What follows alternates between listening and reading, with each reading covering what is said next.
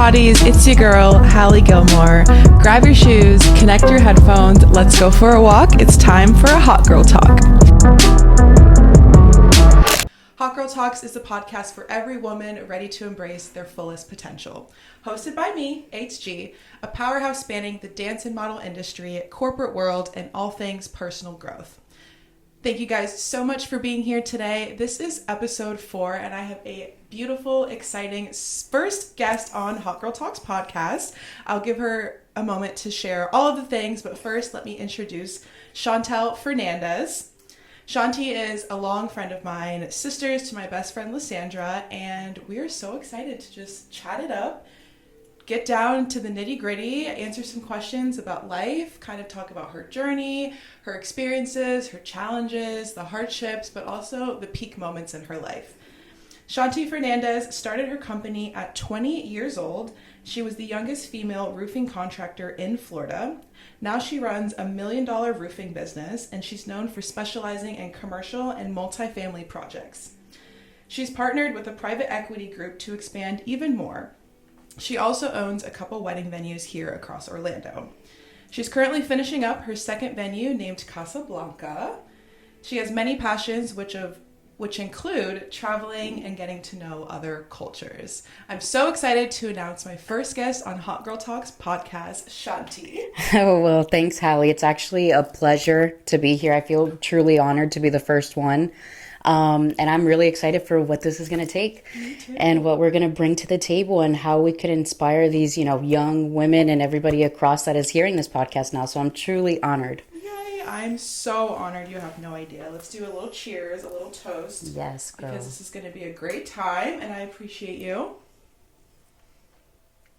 Okay, hotties. So I hope you've been getting into your self-care routines, going on your hot girl walks, taking time for yourself, and just living every day to its fullest. Let's get into it. I'm going to pull up some of my notes here. Okay.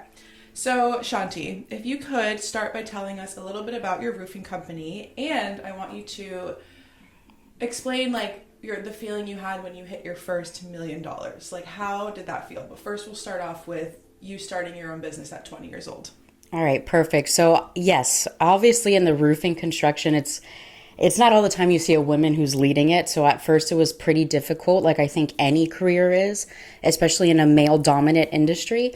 So I had started, actually, my first job was at a roofing company when I was 16.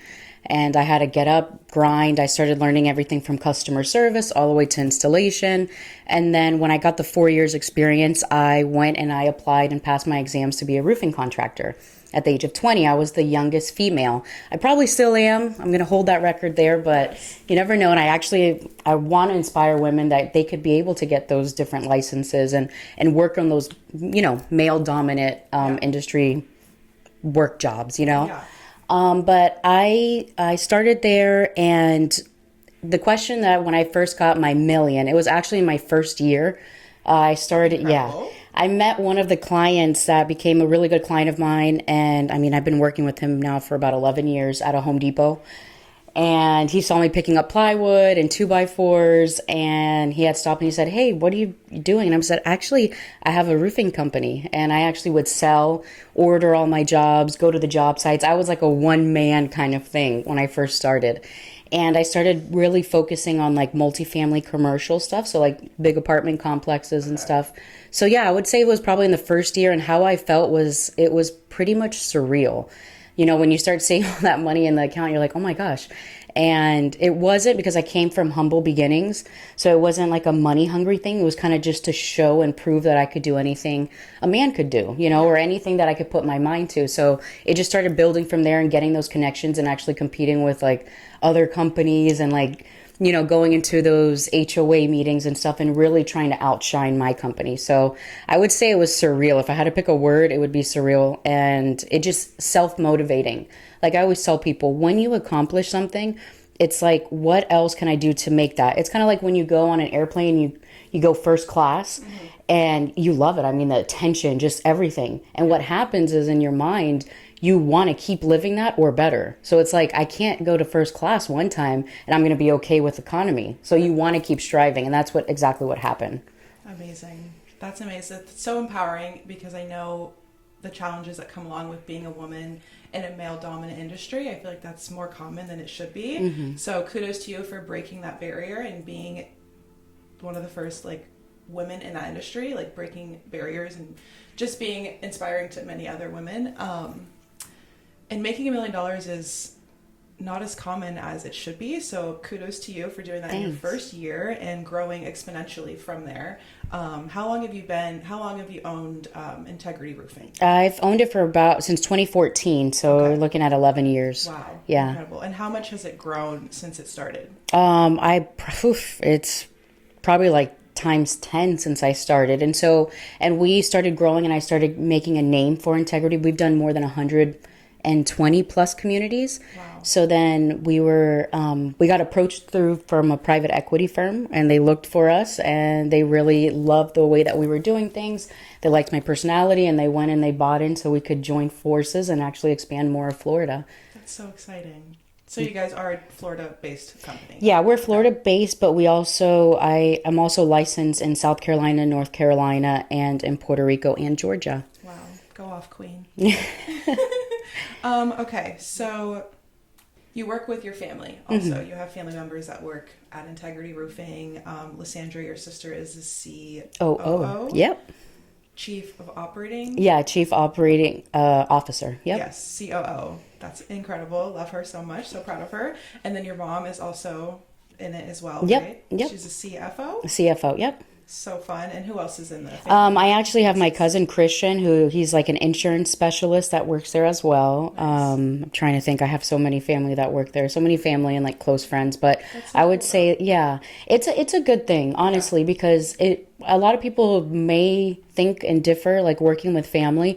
It's one of those obstacles, like sometimes it fits, sometimes it doesn't, but you really have to like learn how to differentiate, like this is work. And then, after 5, we could be family. And sometimes people can't migrate and actually, coexist in that type of environment, but usually it works out really nice. And I work really hand in hand with my sister as well. And I'm super proud of her too. Yes. Yeah. She's very young to be a COO. So no, seriously.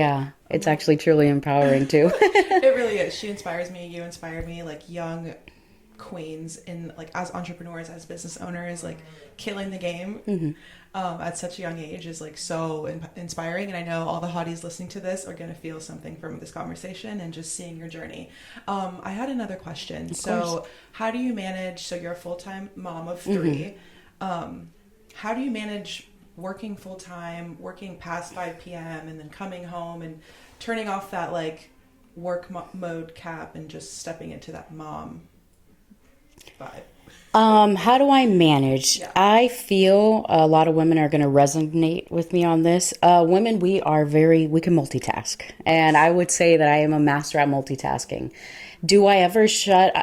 Does a true entrepreneur ever shut off their brain? No. So sometimes I'll be at home and then I'm, cooking something and I'm like, oh my gosh, I forgot to send that estimate. Like it's just a constant thing.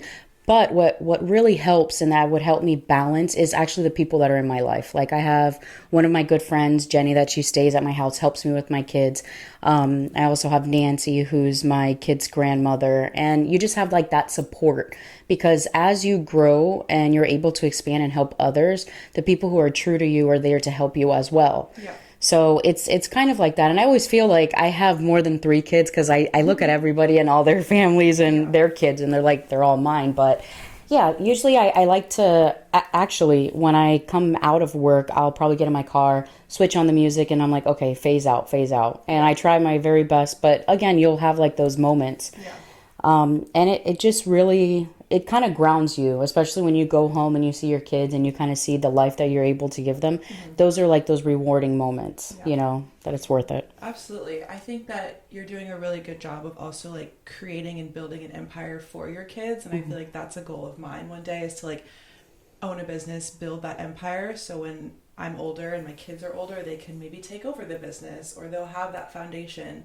So I think that's really amazing that you did all of that yourself on your own, but also you're getting to share that with your family. Yeah, thank really you. Special. Yeah, I really aim to be the difference. I really truly do. Like I feel like everybody's put on this earth to make a difference, and at least in my kids, like at least I want to make a difference in their life and, the people that are around me. Yes, and you are a queen.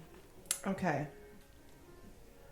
So, what's like one piece of advice you would give to an aspiring entrepreneur? Let's say me, for example, someone who's building their brand off of Hot Girl Talks and trying to break through in like the talent agency world and maybe creating my own agency. What is like one piece of advice that you would give to a beginning entrepreneur, someone starting out fresh? I feel like the piece of advice I would give, and it's something that somebody told me years ago, was never be afraid to ask for help. I feel like when you're trying to get into a space or like a career or anything, people tend to be scared to ask for, help or like suggestions or anything. And I feel that people who are in a certain position as good leaders or anything, they'll be able to help you. And people are scared to ask for that, or they're embarrassed or something and you feel like you have to do it all on your own. And there's no such thing as a stupid question. I've come to learn that. I actually say, hey, this might be a stupid question, but I'm going to ask it. Yeah. And a lot of people, they're okay with that. And they'll want to see you help and see you grow. Yeah. So I would say never be afraid to ask for help. And it's okay to ask for help. That's how you grow. Exactly.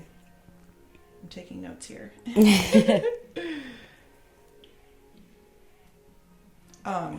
I'm the type of person that isn't afraid to ask for help, but sometimes it's finding the right people to help you, like finding a mentor or someone that you look up to in a similar industry. So I just feel like this conversation is going to help me and help others who want to just build that empire, like I said. So that's great advice. Let's see. I want to change topics for a little bit because we talked about career and being a mother and balancing that. Can we talk a little bit about your firstborn and like... Yeah, of course. Because you had him at 16. Yep, I actually had him at 16. I got pregnant when I was 15. So it was actually right around the time that, the teenage pregnancy show came on. And I was like, wow, why are they copying my life? This is crazy. Yes, I would truly say that was probably a life-defining moment. Like I said, I was 15 when I got pregnant, and a lot of things come to your mind. I mean, you're really young. I was really young. Yeah. And you don't really see it that often nowadays, especially when I got pregnant, 17 years ago. Yeah. It was kind of like frowned upon. Obviously, people are going to pass their judgments, but I honestly felt that having my son at such a young age actually inspired me to do better. I told myself I'm going to have this kid and I'm actually going to work super hard and I'll still get all my scholarships and I'm going to work double jobs if I have to. And at that time in my school, I was a very good student. And I'm actually really proud of the fact that when I was there, I kind of inspired like a program and everything that happened in Timber Creek. Yeah. So there was a mentor that I had. Her name is Miss Heeman, and she was amazing when I went there. And she started kind of like a group for young mothers. It was probably like 3 of us at the time. And it really changed the way that I saw it, because sometimes you think, when you're going through that, sometimes family and everything, it's just a really complicated situation. It's very sensitive, but you have to really find it in within to be stronger and be the bigger person, even though you're so young. Yeah. And I really had to dig deep into that. And yeah, of course, like when I would walk in the hallways, there was always like, I don't want to say bullying, but like everybody would look at you and you know what they were thinking or whatnot. And, thank God that I'm not one of those people that are very sensitive, or at least I show that I'm very sensitive, because everybody has like their sensitive side. Yeah. And when I would go to those classes, I believe it was every Wednesday after school, they would always try to encourage and try to show you. And I feel like it's so great because even when I was in elementary school thinking, they would have like the drug and alcohol, like the Lion, I forgot what it was called, but like the DARE program. And, you're talking about sex ed. And now I feel like they don't even talk about that. So at that time, it really helped me, because you spend most of your time at that age at school. Mm-hmm. So to have like mentors and teachers, like being there for you really, it really meant something, and it made a difference. And actually I was doing really good, and there was a program or something that they created that actually helped me pay for some of my daycare when my son was born. Wow, so yeah, and it was really good. And I studied really hard, got my scholarships, and everything. And I never once gave up. And my son, like, my life could have went two different ways. Like, of course, when I was in high school, I wanted to study abroad and do all like this traveling and stuff. Like, that was my dream in middle school. And right when I got to be a freshman, that's when I got pregnant. So, but I wouldn't have it any other way. Like, I felt like there was a reason for me to be hustling and grinding, you know. Yeah. And seriously, all my kids actually meant an impact in my life, especially of that being like that teenage mom and honestly, like, showing out. Every time I go now with my son, they're like, is that really your kid? I'm like, yes, it is. That is my son. Yes. Yes. I am a MILF. Yes. Maybe. But no, it really made a difference, honestly. And I would, you know, there's no such thing. I always feel like people nowadays, like when they get pregnant or when it's nobody really plans for that. Even when you actually plan to get pregnant, you're not really ready. Yeah. So I feel like nobody's ever truly ready to be a parent. Yeah. And I felt like, you know, even when I had my other kids as well, it was kind of the same feeling. You get nervous. Am I doing things right? So I felt like that really truly made me to be the woman I am today. And yeah, I mean, it was an experience for sure. Yeah, no, I can see that it's made you so strong. Mm-hmm. And like, we've talked a little bit about like God's plan and trusting him and just knowing like everything happens for a reason. Yep. And having your son at 15, like a lot of people can't say that, but the people that can, like, yeah, you did, and you did it well. Yeah. Like, I'm so proud of you, and it's inspiring to me because I don't have kids yet, Mm-hmm. but I can't wait to be a mom. It is a scary thing to think about. Like, you're responsible for this baby, and the mentality you have at 15 is so different than when you're older, like yeah. 20s or whatever. So just hearing this and seeing you do it well, like I'm a little less afraid to have kids now. Mm-hmm. And I think it's true, like people, like young adults aren't having kids as young as they used to. Yeah. Like, I'm 27, like, where's my kid? Yeah. But it's like everyone's on their own journey, on their own path, and yeah, it's just. And God's timing is honestly so perfect. Yes. Like I said, nowadays, people aren't having kids super, super young. Mm-hmm. They're really thinking about it, or they're really scared. And I always feel like that's everybody's own self journey. Like that child is destined to be at some given day time, or, you know, things just happen. And it's honestly a true blessing. Okay. And we're back. I forget the last thing we said, but kind of like with God's timing, children, and everything. Yeah. My mom had me at 27. So when I was growing up, I always thought like that was going to be the time I was going to have a kid too. My mom and I are like really close. We're pretty close, but I can only imagine how close you are with your firstborn, because you guys are closer in age. Mm-hmm. Are you guys super close? Is that your best friend? Because he's a boy. So teenage boys are like a whole different thing. Yeah. And I think, and this is being really realistic, is when you there's good things and there's bad things when you have kids super early, is because you're still growing up. So as my son was growing up, I was growing up. So a lot of the things he was learning, I was kind of learning. And so it's a different dynamic type of growing up. So my son is very independent. He's very opinionated. And I've always shown him trying to always be yourself, you know? And so he's very direct, very black and white, and like how I am as well. Yeah. But yeah, I mean, there's a lot of times we'll go to the movies together, we'll go out to eat and things, but he's just a boy. Yeah. You know, he's a 17-year-old boy. 17-year-old boy. You know, their world is their world. Let's talk about boys for a second. All right, let's talk. Let's get into it, because this is Hot Girl Talks. Okay. So, do you have like a type? I don't have a type, actually. More energy? I'm more energy, yeah. And everybody always critiques me on that. I get judged constantly on that. Yeah. But I mean, this is probably, it stemmed off literally, and I believe that everybody acts a certain way for a reason, and it's like trauma. So when I was growing up, I had a huge unibrow, like, and everybody would call me Frida Kahlo. Like, it was like in elementary school, yeah. And I was like that ugly duckling, and I think we all went through that phase. Yeah, though, because I did too. And the mean boys in middle school said I looked like a horse, and I was like, it's not very nice. Yeah, it's not nice. So I'm like, now look at me. Thank you. Yeah, there you go. Nice. Slay. And what happened was, like, in my mind, I changed it as like, I'm never gonna look at somebody for their physical, because what if they're amazing? Because I'm amazing, and why is everybody looking at my unibrow? You know. So ever since then, I literally had a rule, which now obviously I don't keep that rule because it's kind of scary. But the rule was, if I was single and somebody asked me out, I was going to be your girlfriend.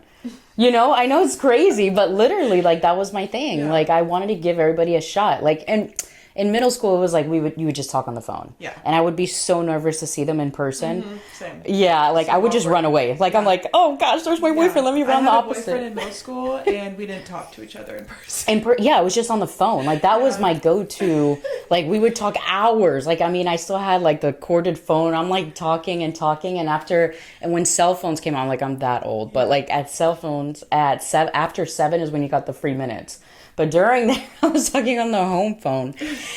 And when I would see them, I would literally run the opposite way. And growing up, that was always my thing. It's just actually like really seeing that person. So like an actual physical kind of like type, no, but I do have like morally type. And I just recently found that out probably a couple years ago, like kind of what I like. And I think I kind of like the people who are opposite of me, which I would never have thought that. Okay. I always felt like people have to be similar. But as I grew up, I was like, no, it's definitely the calm ones that I like because I'm kind of crazy. Yeah, no, it's true. Like someone to kind of balance you Balance, out, keep you yeah. grounded. Like, yeah. And I feel like Kyle keeps me grounded. He balances me out. When we first met, I was like the loud extrovert, like crazy outgoing.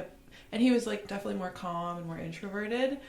And it took us probably a little bit to like find that balance and like me not feel like, am I too much for him? Or, you know, he's probably like, this girl's crazy, but no, he loves me. Yeah. And yeah, it's opposites do attract. Like we obviously have a lot of similarities and like we agree on a lot of our morals and stuff like that, but opposites attract. I always was like, is that true? And I'm like, I think it is. Yeah, I think it is. I think it is. 100%. And not always, not every single situation. But Yeah, for the sometimes most they're part. way too off, and I'm like, what Yeah. are they doing together? But it kind of makes sense, and I feel like as you grow more as a person inside and you know yourself more, you kind of start, that's when you're type. Yeah. So when somebody's like 18, 19, 20, I'm like, how do you know your type? I didn't even know what I was going to wear the next day. I don't even know what I'm going to eat, and like, let alone who I want to spend the rest of my life with. Like, what are we talking about here? It's a lot of pressure. Yeah. Okay, wait. What were we talking about? Because we had a chit chat at Christian's house. Yes. What are some of the topics we talked about? Well, we definitely talked about that. And just to elaborate on that, like, opposites. I started thinking about that. It was pretty much when, people tend to say, like, if you notice, like, on trends or how people are with their partners, you kind of, at least for me, I'm speaking for myself and like my self journey, the books and the studying that I've done, is pretty much that we try to find in our partner something we were missing growing up. Yes. Like maybe it's stability, maybe it is, somebody to be there for us or listen to us, that to other people it might not seem like, oh, that's a really good couple, but you understand it because that's that little child in you. Yeah. So when I look at somebody, like in a serious relationship, I am that little Chantelle. Like, I'm like, what does little Chantelle need, honestly? Yeah. Do I need somebody who has money? No, because I make money. Do I need, clap, clap, clap. We don't need no man. Yeah, you don't need a man, but then at the same time, you do need a partner. And when I say that, I don't mean it like in a serious relationship, even like as friendships.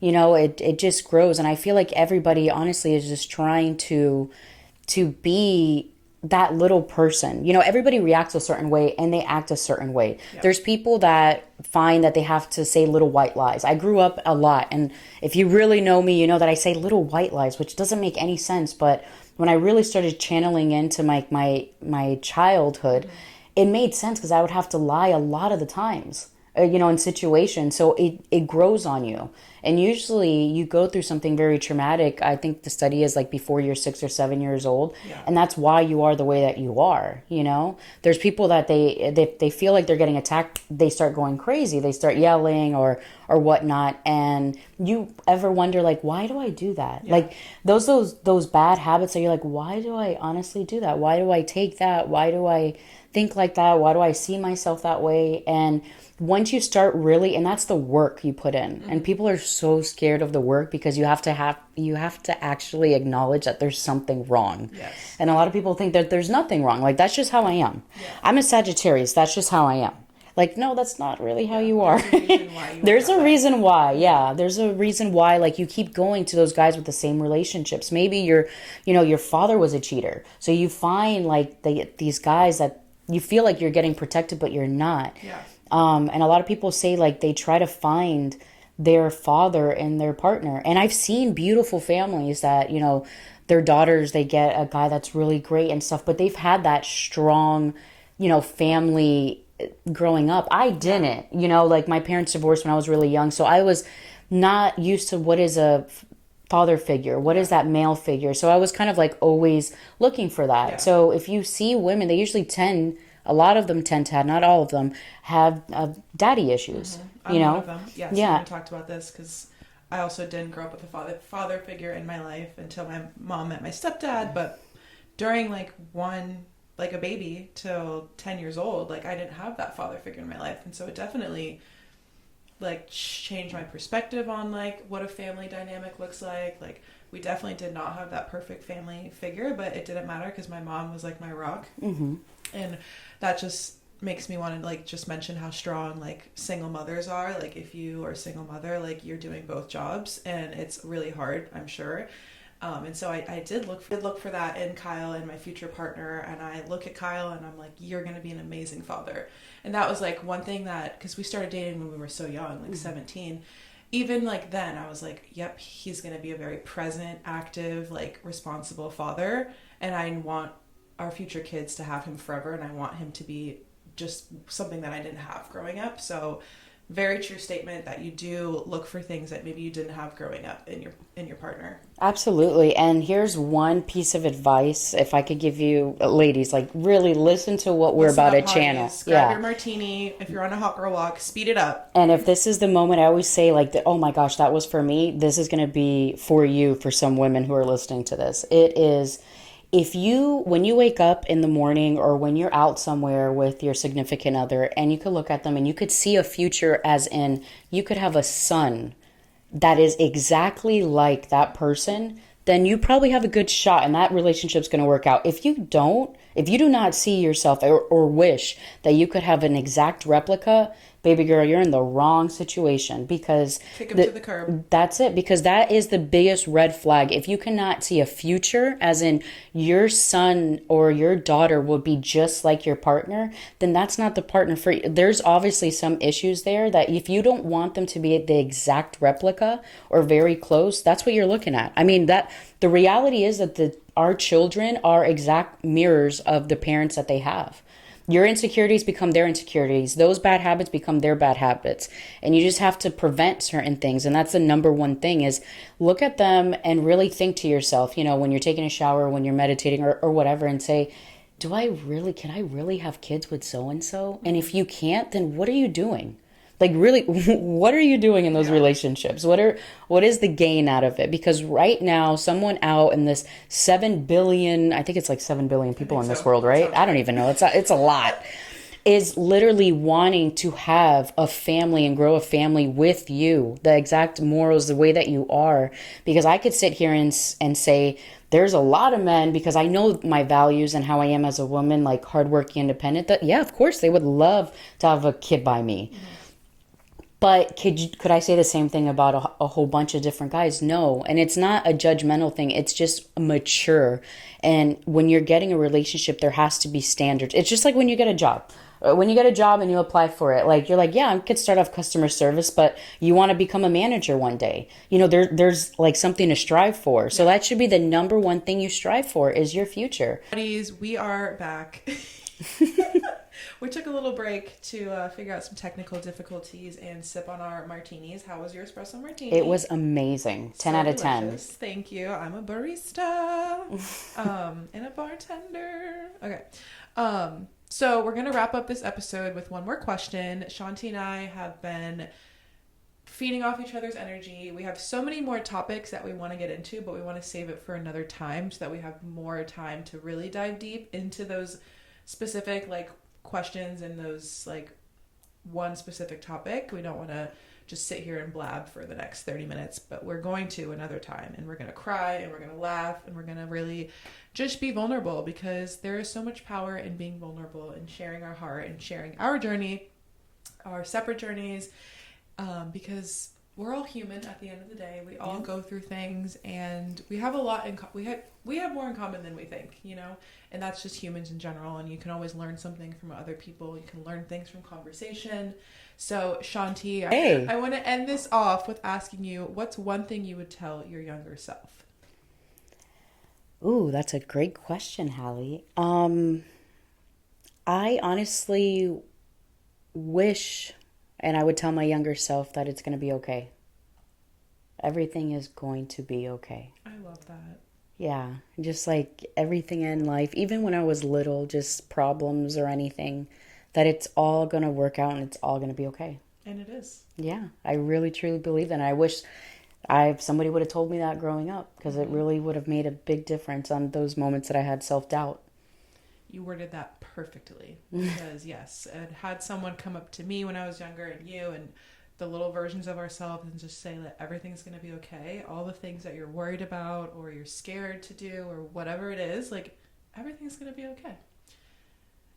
And like, no matter how hard it gets, no matter how low you feel, or if you lose people in your lives, or just anything that you go through, it's going to be okay. Like, after it rains, after the tornado or the storm comes, like, the sun will rise, there will be another rainbow, and everything's going to be okay. So I like that a lot. Thank you for sharing that.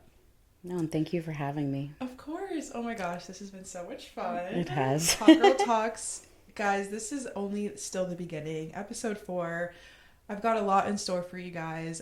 Like I said, we're going to continue this conversation in another episode. We're going to dive deep into, I'm going to give them a little taste about what we're going to talk. I feel like, just to keep you guys in the know with the know. But Chanti and I are both like the older sisters. So we're going to have a conversation about being the older sister, what that entails, things that no one teaches you as an older sister, and just the love you have for your younger siblings. And we're just going to get into that a little bit. And we're also going to talk about friendships, the value that friendships bring, friendship breakups, and talking about how friendships have an expiration date. Yeah, it's so true. Mm-hmm. And Chanti came up with that. I did not come up with that. Chanti said it. Friendships have an expiration date. And I got a lot of feedback from one of my Instagram stories about friendship breakups and outgrowing friends, and just we don't talk about it enough, and we're gonna get deep into that. So stay tuned, hotties. Thank you, Chanti, for coming on the show. I can't wait to see what else we have in store for everyone next. I'm so proud of you, all of the things that you've accomplished. You're an inspiration to me, and I'm lucky to have you in my life and my circle. Big things coming your way, big things coming my way. And at the end of the day, we're just a couple of hot girls, let's be real. Just talking. We're just yapping. But, and I mentioned this too in my first episode, but I think it's a good thing for me to mention again. Being a hot girl does not mean that you're like hot on the outside, that you're a baddie, even though you are. I know I am. Like, we are baddies, you know? But that's not what being a hot girl is. Being a hot girl means you're humble, you're happy, you're healthy, and all of those things. It starts from within. It's not about what you bring on the outside, because again, full circle conversation, we don't judge people by what they look like, or you know, you don't want to judge a book by their cover. But being a hot girl represents just owning who you are, knowing your worth, standing up for your truth, and loving those around you, and just being yourself at the end of the day, and knowing that everything's going to be okay. So, hotties, thank you for tuning in to episode 4. Stay tuned for the next one. I love you all so much. Hope you guys had a great hot girl walk. Get your heart rate going. Grab a martini now. Take care of yourself. Do things that bring you joy, bring you happiness, and surround yourself with like-minded individuals who fill up your cup and not take away from it. So, Preach. Amen. Cheers, Amen. Chanti. Cheers. All right, hotties, HG out. That's a good martini, girl.